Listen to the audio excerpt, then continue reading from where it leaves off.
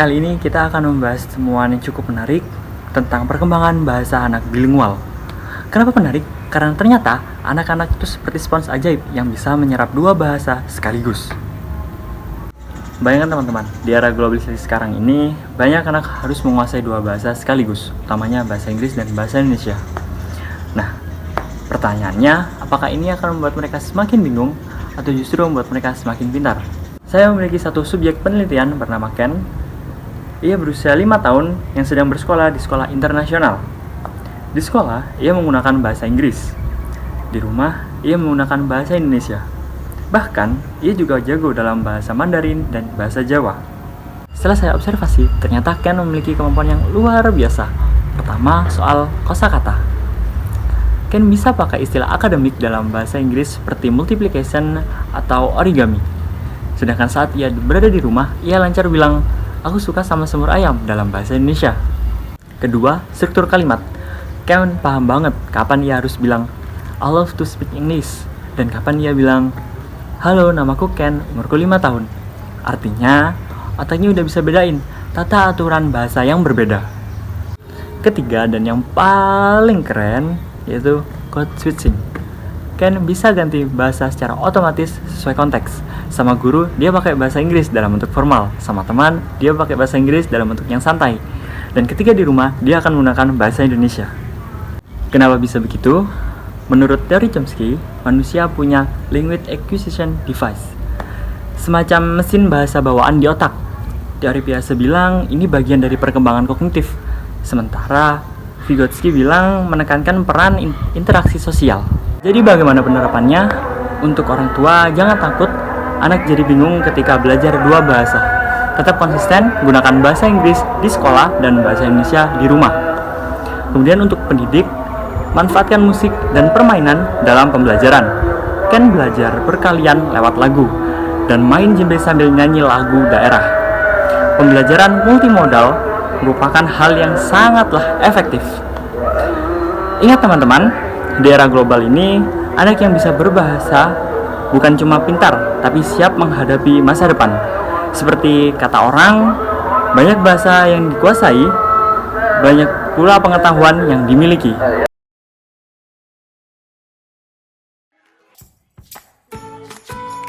Tak hanya aku, temanku Kenzi juga bersekolah di sekolah internasional, tapi di Bekasi.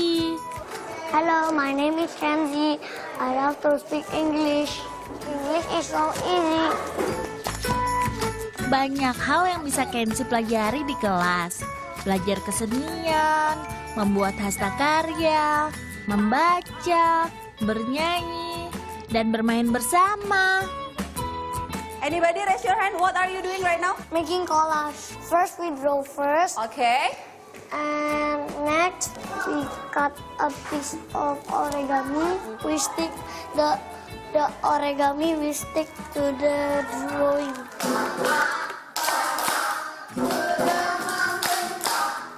Selain itu, Kenzi juga mahir bermain musik. Ia senang sekali bermain djembe, salah satu jenis alat musik pukul. Lihat, ia cukup lihai kan?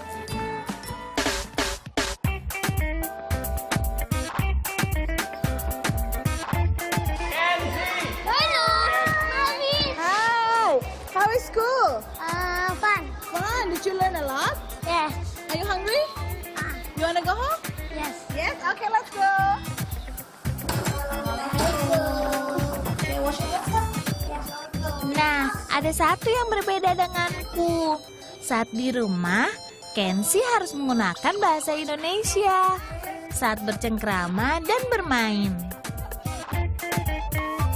Aku suka banget sama semur ayam. Hah? Ya. Untuk menanamkan cinta tanah air, Mami Kenzi mengenalkan lagu daerah sejak dini.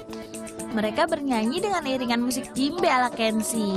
Arona kombe.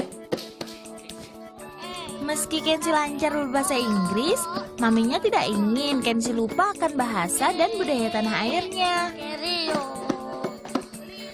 Lihatlah sebuah titik jauh di tengah. Bahasa yang Kenzi pelajari sekarang itu bahasa Indonesia tentu saja.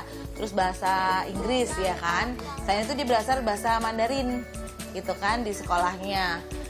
Walaupun sedikit-sedikit tapi ya lumayan gitu. Laoshenya bilang dia bisa ngikutin sih gitu. Terus bahasa Jawa gitu saya ajarin. Iya, usia 4 hingga 6 tahun merupakan usia produktif anak. Pada usia ini, anak bisa menguasai bahasa lebih dari satu atau bilingual. Namun, jangan lupa, penerapannya harus sesuai dengan kemampuan anak. Tujuan orang tua apa? Orang tua nanti misalnya SD mau memasukkan anaknya ke sekolah internasional yang basic bahasanya adalah bahasa Inggris. Nah, itu berarti boleh diberikan kepada anak tersebut selama yaitu tidak ada masalah dalam perkembangan bahasanya. Orang tua harus sensitif apabila anak mengalami perkembangan bahasa yang tidak sesuai dan dia terlihat bingung, artinya orang tua harus memantapkan satu bahasa dulu. Sebuah penelitian menyebutkan, bahasa pertama atau bahasa ibu penting bagi anak untuk menentukan konsep, terutama dalam hal akademik. Jika anak sudah menguasai konsep, maka akan lebih baik bagi anak untuk belajar bahasa asing. Utamanya, jangan sampai anak merasa tertekan dalam menjalani pembelajaran bahasa, baik dari sekolah maupun dari orang tuanya.